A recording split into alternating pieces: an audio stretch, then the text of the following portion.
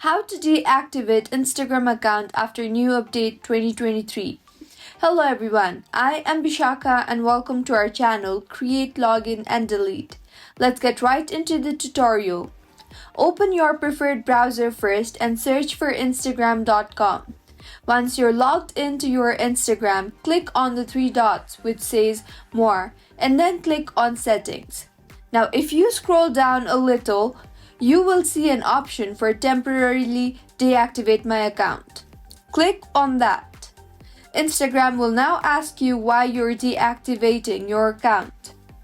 You can select any of the provided option and then enter your password and click on temporarily deactivate account if you're still sure about deactivating your account. And with this, we have successfully deactivated our Instagram account. If you find this tutorial helpful, do subscribe to our channel. Thank you for staying with us until the end.